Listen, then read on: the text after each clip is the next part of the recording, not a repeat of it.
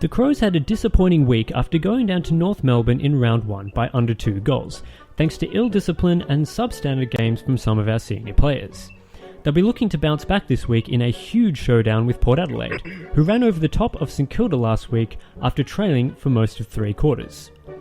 This game kicks off at 1:15pm Adelaide time, that's 1:45pm in Victoria, on Saturday afternoon, with Adelaide hosting this showdown in what could easily be the match of the round. I'm your host Scorpus, and this is the Crowcast Preview.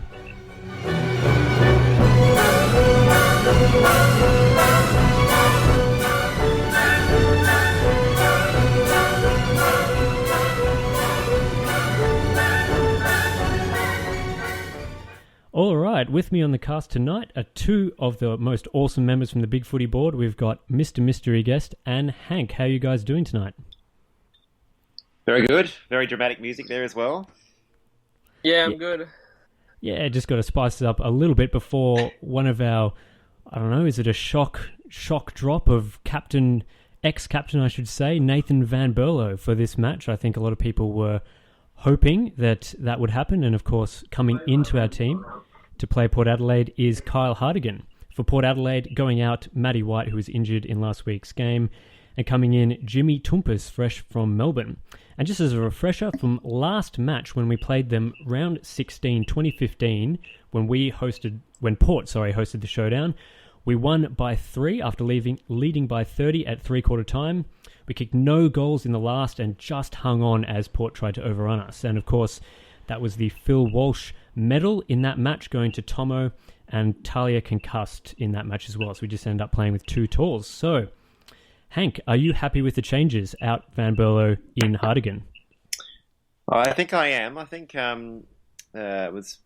most people were obviously calling for Van Berlo to be dropped. Most of the reasons have been explained fairly extensively, but with the history of the coaching staff of the Adelaide Football Club, you never really know what to expect with selections, and a lot of people were also calling for an extra tall defender, especially considering how much we got outmarked in contested marking last week. With Goldstein really dominating in that last quarter. So I think the selections are reasonable. I would have liked to see Riley Knight get a go. At the very least, he seemed to be pretty good in the SANFL last week, based on the numbers. But I guess they're hoping to give them another run in the SANFL to sort of back up their performances. So all in all, reasonably good, and we'll see how it pans out on Saturday, I guess. Yeah, I like what you're saying about Riley Knight. I think he's definitely one of the more unlucky players from this match. Just a little bit unfortunate after his good SNFL form, but he can back that up. What do you think about the changes, Mr. Mystery Guest? Yes, I think pretty much said it all. You'd expect Knight to come back in next week. Yeah, I guess the only concern is that we might be a little bit too tall now. It depends if how well Cheney can play VB's role. But yeah, I think would be. I don't think we could afford to go in with VB in the side, to be honest. Yeah, with I think his current output. That's certainly a sentiment of a lot of people on the board. That we're kind of carrying VB just a little bit, and I definitely think that Cheney could play VB's role. Going with Hartigan in just gives us a little bit more flexibility in that back line. We can roll through Hartigan, Lever, Talia on their 3 talls of Dixon, Westhoff, and Schultz. So, yeah, last time we went in with just 1 tall. We just went in with Talia, as well as I think we had Cheney and Kelly in the side. And look, that didn't go down so well. So I think the complete opposite, going in with 3 talls, is the right idea. And of course, we've still got Malira and McGovern in, so they've still made the cut. I think they probably need to get a little bit more ball this week. But what do you guys think of the changes? Yeah, I think Miller and McGovern both showed that they've certainly got potential at that level. I mean, we probably saw a lot of it from Miller in the SNF in the NAB challenge. Wayne had 5 disposals and Mitch had 9, I think. So clearly they need to find a bit more ball. But I think every time they did have possession, they were pretty reasonable. And Mitch certainly showed a lot in that last quarter. Shame he couldn't convert, because I think if he did, we probably would have got the chocolates in the end. So nice to see that they retain their spot. And I guess it depends on how well they play in the next 2 or 3 weeks, whether they do keep their spot or whether they're sort of just been backed in because it's only round 2. So we'll see how that pans out over the next couple of weeks, I guess. I mean, just on McGovern, he kicked 0-3 in the last quarter. If he'd converted 1 or 2 of those, we might have ended up sneaking in a win. And some massive contested marks as well. And what about the inclusion, I guess? Well, he's made it through another week. Brad Crouch. Now, he definitely needs to step up this week after, I don't know, poor game maybe by his standards. I think he was just a little bit down what we expected from one of our star ball winners, I guess. So, I don't know what Mr. Mystery Guest is doing. I can hear him a little bit. So what do you think? Sorry. Hold on a sec. Go to Hank. Okay. Yeah, I mean, I think it was pretty clear that he was. He's clearly got talent. He finished second in the Rising Star a few years ago, so I don't think anyone's questioning his ability. Anyone that spends 18 months out of the game is always going to probably struggle in their first hit up, and his only match form coming into that game was one SANFL trial. So, and SANFL standard is obviously a lot different to AFL standard, and he didn't necessarily look. I think he just looked off the pace rather than poor, if that makes sense.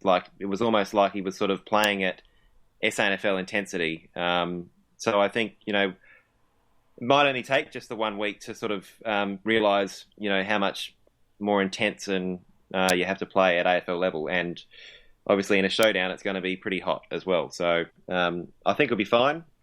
Hopefully he can bounce back this week. Yeah, I certainly think that those couple of matches that he missed for his discipline issues certainly hurt. That's the same. So there's no point playing him in the SANFL yet form, because he won't be able to adjust to the speed of the game there. So we have to playing him in the AFL, I think. Yeah, I definitely agree. So let's take a look at some game tactics. We're of course playing Port. They've got kind of a decent enough team. I think maybe we should give them a bit of credit for some of their star players like Gray and Dixon coming in. I mean, those are pretty important players for them. We saw last week in the game against St Kilda that a lot of goals were scored against them just directly over the top, with St Kilda players running straight past the defenders, getting the cheap goals over the top. And I think if we can do something there with Jenkins, Betts and Walker spreading them out, opening up the forward line, that we could use a similar tactic to great effect. How do you see that playing out, Hank? Yeah, it was really interesting seeing St Kilda. I think I counted 8 over-the-top goals against Port, so clearly they were able to sort of,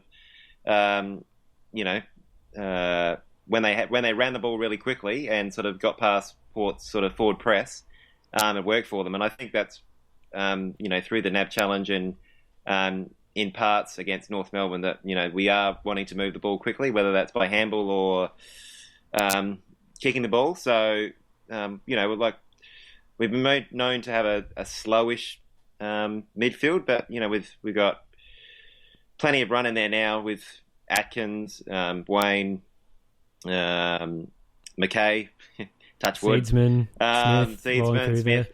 Yeah, exactly. So, and, a lot of those guys have some great kicks as well. So they can beat them with speed, but if they really need to kick a 55-metre bullet, they've got the ability to do that as well. So obviously it all needs to sort of work in unison. You can't really have 1 or 2 players, trying to run the ball and other people being flat-footed, because it all doesn't really flow together. So, but I'm sure that's a key thing that they're sort of focusing on this week. Yeah, and I'm sure we'll have a lot of our senior players start to step up from last week. Lynch, he was basically invisible. Sloan was down. Walker had some absolutely shocking kicks. So I think if all of those guys can stand up, then collectively we'll start to see our ball movement being even better than Port's, which I think they were known, over the past couple of seasons of having that fast ball movement. And of course, another really key player for us is Jacobs. Lobe got absolutely torn a new one by Hickey last week, and I mean Hickey, does anyone here really rate him all that much? So I think if Jacobs can really get us that first use, will go well. How important do you reckon he is, Mr. Mystery Guest? Sorry.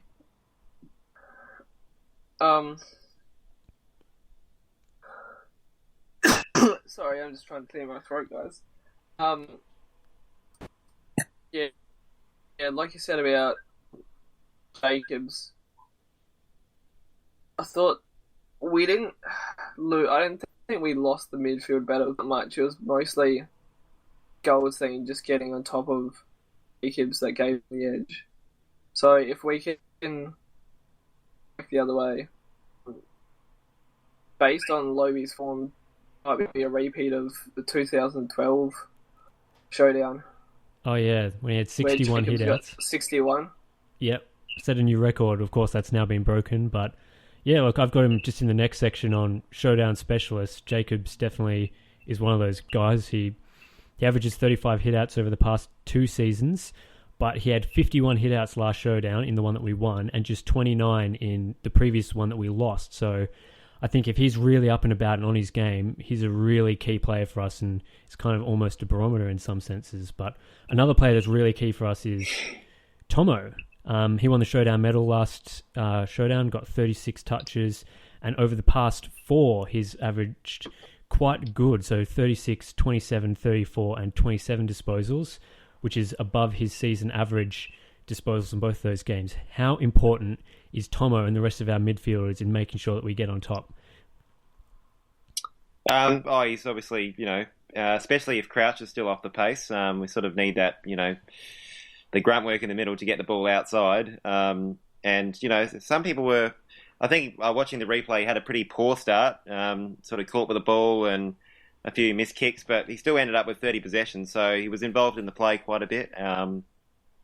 And obviously with Pete Dangerfield gone as well, we sort of need to rely on those 2 contested ball,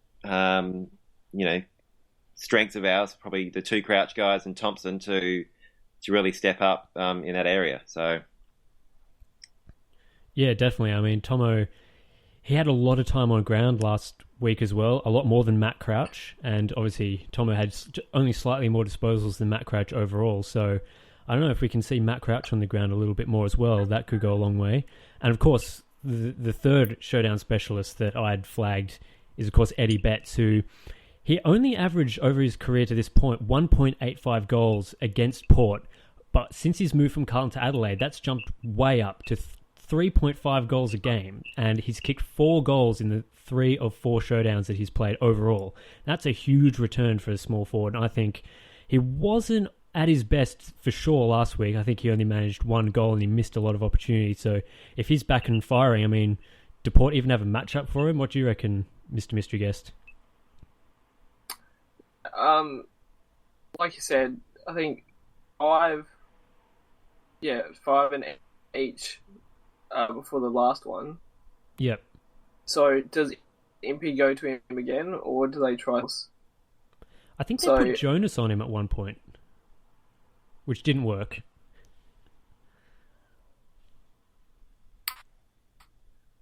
So, well, he'll be really important.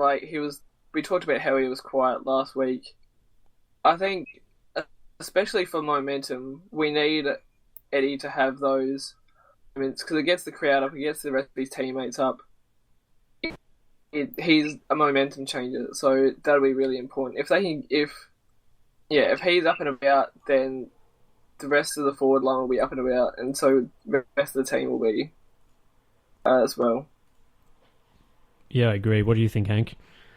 It was interesting. A lot of the discussion was on how Eddie played a lot more up the ground. I think he only kicked the 1 goal on the weekend, and that was from an uncontested mark on the boundary line, which is obviously something he's known for, but didn't have a whole lot of play up in the forward 50. So that's where he does his best work. You'd have to think it's interesting to think wonder whether that was a plan from Pike or, I mean, he's clearly very strong in the midfield as well because he's super quick and, he's got plenty of tricks. But Impey and Jonas and everyone else in the past, I think my stream just did something weird, but hopefully we're still live and going. Anyway, so Betts has tailed up a lot of the forwards of Port in the past, so I think we just plan him up forward and see what we can do. But on the other hand, up the other end of the ground, they've got Charlie Dixon,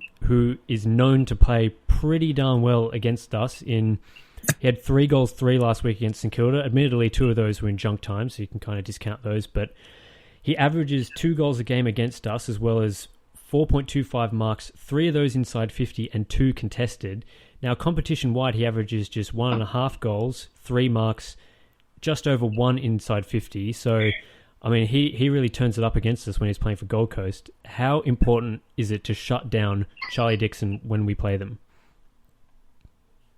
Well, obviously there was some struggles, in the defensive 50 without Hartigan back there last week. So, it's a similar forward line. Dixon, Schultz, and Westhoff sort of roaming up the ground. Lobie can go down there if he needs to. So they've got some tall targets, that's for sure.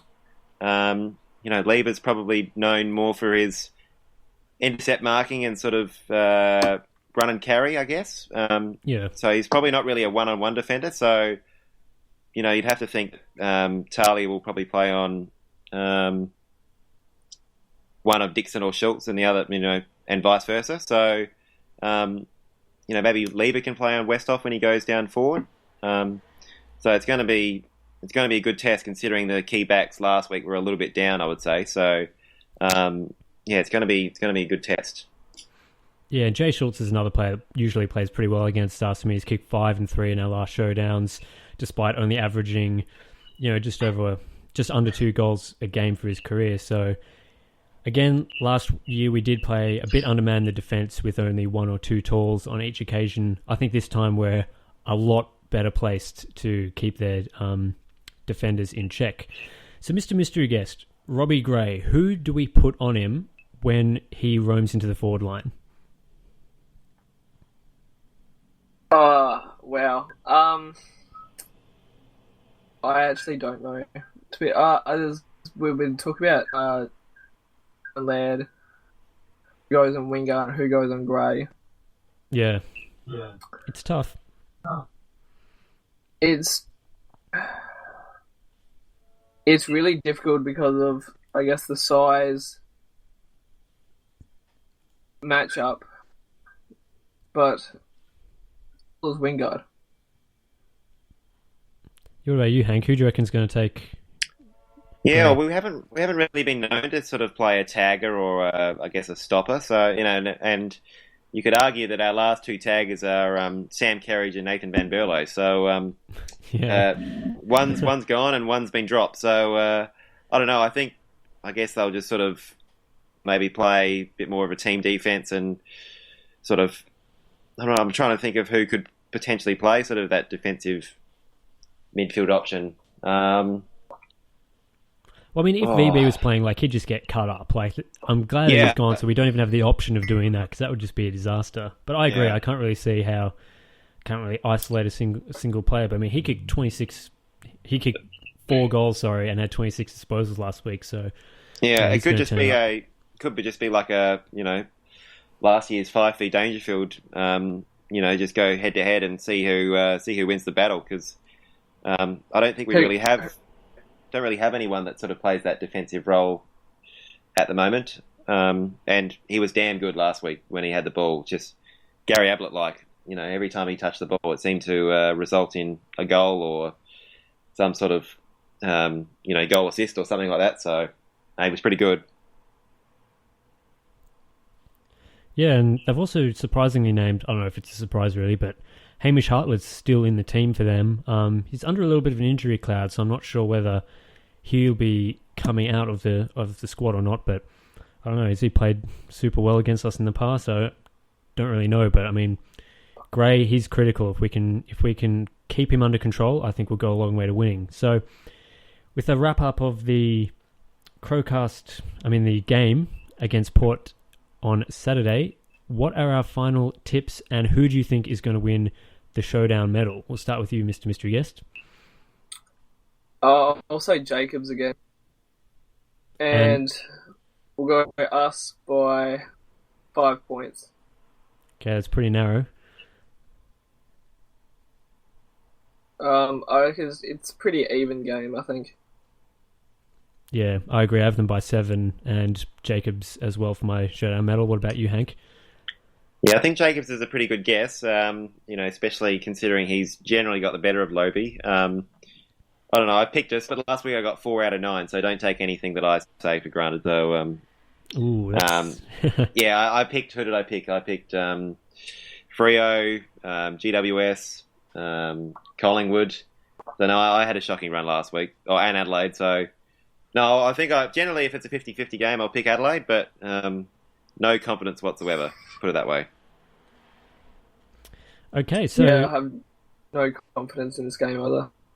It'll certainly be a tight one, like most showdowns usually are, and it will definitely be game of the round, I reckon. So let's shift a little bit. We've got, of course, as well, the SANFL Showdown happening on Sunday at 1:40pm at Manham Oval, which I had to actually Google where that was. Turns out it's kind of a fair way out of Adelaide. And so we've got from the AFL team last week, Nathan Van Berlo comes in. We've also got Lyons, who is the travelling emergency, and making his debut for the Crows in the SANFL, Tom Doedee. And of course out being Kyle Hartigan, and we still have 2 injured players there, with Hampton not going to get a game for 3 to 4 weeks, and Hunter, who's out for 4 weeks. So, Doedee's debut, what do we think, Hank?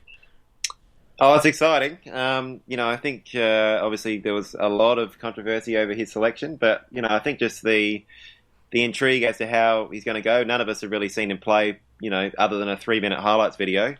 And yeah, obviously we didn't see him through the NAB either. So it's going to be on Channel 7, I think. So if you can't get down there or up there, depending on which direction you're coming from, tune in on Sunday afternoon. It should be interesting. And I think you were saying in the pre-chat that the Crows SANFL squad is probably a lot stronger than Port's this week in regards to the number of AFL players playing. So I think we've generally struggled against the Magpies in the SANFL Crows era, but might be a chance to get a win. I don't know. Have we ever beaten them in an SANFL game? I'm not even sure. Last year we did. Okay, so we've got one, I think, in probably 4 or 5 matches so far. So no, good chance this week. And obviously there's plenty of players like Cameron, Menzel, Knight, Ellis Yeoman, Grigg, Henderson, all sort of looking to find their way back in the AFL team. So plenty of spots up for grabs there. Yeah, certainly. Just like what you were saying before about Port's AFL listed players, I mean, just looking through the list, I don't think I can identify a single player who I think would really be pushing for Port's, senior squad. I mean, they've got guys like Paul Stewart and Sam Colquhoun, or however you pronounce that name, and Cam O'Shea, who've played a couple of games for Port over the past couple of years. But, I mean, just comparing it to us, like you said, we've got like Menzel, Henderson, Knight, Cameron, CEY, VB, Lyons, who have all played AFL games for us and done all right. So I think that it might be close in the AFL game, but I think we'll put Port to the sword when it comes to SANFL. How do you see us going, Mr. Mystery Guest? Pretty much the same. I think normally our big strength in the SANFL is our clearance dominance from our fringe mids like Lyons and Ellis Yeoman. So we'll probably see that happen again. But it's pretty hard to see them actually get close to us, given we smashed West Adelaide as well. So who do you reckon needs to step up, Mr. Mystery Guest, from our SNFL guys? Obviously we want Knight gets another run. Cameron, Menzel. In terms of who steps up, I guess based on the reports last week, sounds like Coleman and Grigg were good. They're being great. Lyons didn't get to play last week because he was travelling emergency, so he gets to play now. Who else? Loudon needs to step up. He wants to get another contract, I would think. Look, I think it's pretty unlikely that we'll be seeing Loudon play an AFL game of any kind in the future, Yes. unfortunately. So, yeah, look, I'm also going to flag Sam Shaw, who he's been playing quite well this year since his surgery in late last year, and he could really push for a spot in the AFL coming up in the next couple of weeks if he can keep up his form from last match and also some of those Sandful trials that we had. I think he could really add something to the team, and I think Wayne's World, if he's listening to this podcast, will be quite happy that I'm giving a little bit of a rap to Shaw because he's a big fan. Yeah, so we've got... Sorry, you got something to say? Sorry. Go on. All right, so we've got some other matches of the round, not just the Showdown, which I think a lot of people, not only in Adelaide, will be enjoying this week. It's usually a good match, but got two other matches that I'd like to highlight, the first of which being the grand final replay or rematch or whatever, Hawthorn versus West Coast, Sunday, 3:20pm Australian Eastern Standard Time. Hawthorn hasn't looked too good in the past couple of matches, whereas West Coast, they played a bottom 4 contender in Brisbane. Hank, who do you see winning this match? I think I picked West Coast. West Coast look pretty strong across the board. And obviously Hawthorn have been battered with injury with Hodge and Brad Hill, Roughhead, some of the big names for Hawthorn missing this week, or for the next sort of almost the first half of 2016. So they proved in 2014, I think it was, when they lost quite a few key players from injury and still won the flag. So early days, they're at home. I'm sure they want to. David King seen it on 360 yesterday, I think it was. I was pretty sure it was David King saying that if you win the grand final and then you play the defeated grand finalists the next year, you really want to smash them to sort of like defeat, lower their confidence going into the rest of the year, because that's one team you can sort of dismiss coming into the finals, knowing that you've got the wood on them. So I don't know. I'm still picking West Coast, but Hawthorn showed that even up against it, undermanned against Geelong, that they were able to get level up to three-quarter time despite not playing very well. So they won 3 flags for a reason, so definitely wouldn't rule them out, that's for sure. Yeah, so Mr. Mystery Guest, you kind of stuffed up a couple of your tips on these close games last week. Will you get it right this week? I did. Sorry? Will you tip this one correctly? That? Will you tip this one correctly? No, well, I'm tipping West Coast, so hopefully they get it right this week. Last week, you actually look concerned after a couple of tips, and I changed them. One of them was Collingwood, so I had Sydney, changed to Collingwood. That wasn't a good one. So did you not change the other two, because that means you didn't get any of them right? I have absolutely no idea how many I got right, because I think I've got a couple of different big competitions, and because I changed them, I had different tips for each one, so I have no idea what I got. Well, I think I'll be tipping West Coast this week as well, so hopefully we can get a clean sweep there. So how about the other match that I just wanted to highlight, which is Collingwood versus Richmond, which is actually happening tomorrow night. I think that should be at the MCG, you'd think, and Collingwood have made quite a number of changes. Of course, they've got Dane Swan, who's out injured with the foot probably for the whole season, Sidebottom suspended, and they're bringing guys like James Aish, Ben Reid and Brodie Grundy in, whereas, of course, there's also injuries on the Richmond front. They still don't have Deledio in. They still don't have Marek. And now they have to bring out guys like Edwards, who's out of the team. So I'll take it to you, Mr. Mystery Guest. Who do you think will win out of these two? I really have no idea, to be honest. I didn't get to watch most of Richmond's game against Carlton, but what I did see was a bit average, and I saw, but what I did see was the last quarter. I think a bit average is putting football. it nicely. Yeah. So, and obviously our game was on at the same time, so I didn't see any Collingwood game, and they got absolutely thrashed. So it's interesting given how much these two teams were talked up over the pre-season in terms of their improvement, and they look like they've almost gone backwards. So, yes, yeah, I'm not sure on this one. I'll say Collingwood. How about you, Hank? I think I picked Richmond. Basically, just purely on last year's finishing position, I guess. One round is not really a great sample size at the moment, and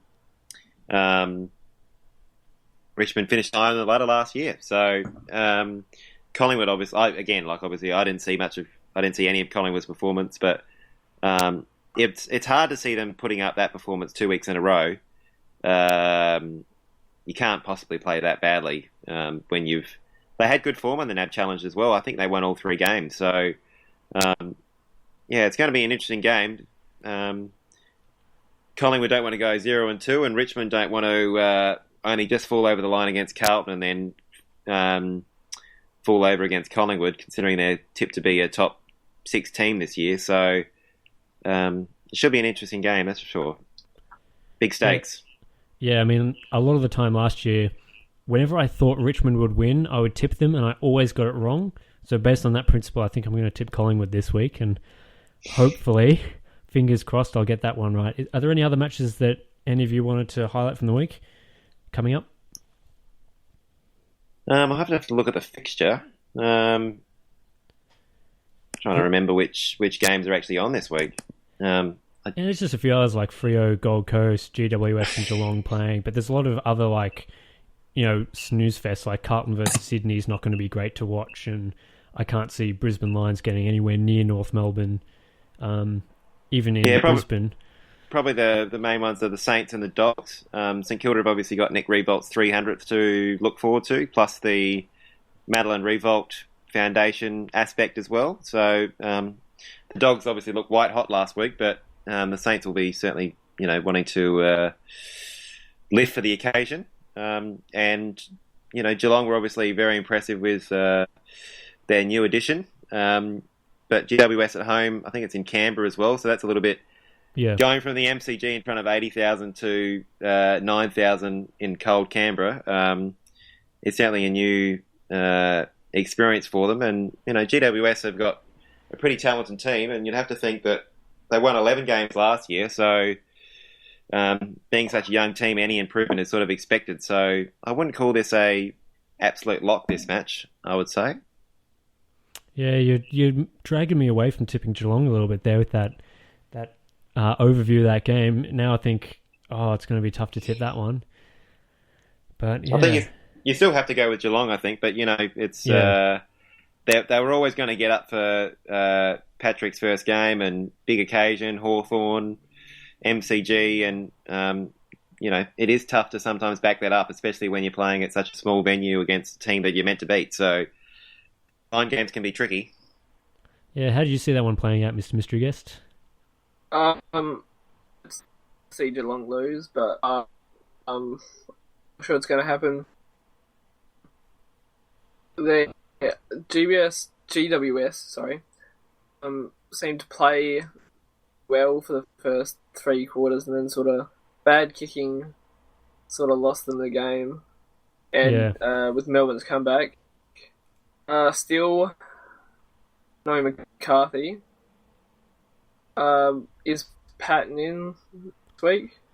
Oh, it's a good question. I don't think so, but of course Cameron's out suspended for the next however many matches, next 3 I think, and I mean because they're playing on Sunday, they've got ins of Hoskin Elliott, Canelio, Patton and Williams with an omission of Stewart. So considering they dropped Stewart, I'm thinking there's a chance that Patton comes in there, but you never know. Yeah, you'd have to think would probably play. Some good hits there. Canelio's, obviously definitely a pretty important member of their team, and yeah, I mean, it should be interesting. You'd have to still think Geelong are good favourites, but you never know. It's got banana skin written all over it, put it that way. Yeah, definitely.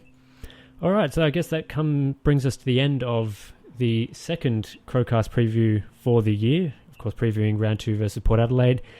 If you want to catch us again next week, if you're listening to the recording, we'll be live 7:30 p.m. Adelaide time on Thursdays, just a couple of hours after the teams are announced. You can follow us on all our social feeds, so we're at BF Crowcast on Twitter and on the Facebook page BF Crowcast as well. So you can talk to us there as well as on the chat during the podcast if you want to jump in. And of course, don't forget on next Sunday after the game, the other guys like Phoenix will be back to preview how we've gone or review how we've gone against Port. Hopefully we're getting a win there. So yeah, thanks for tuning in everyone, and we'll catch you again next week. See you later.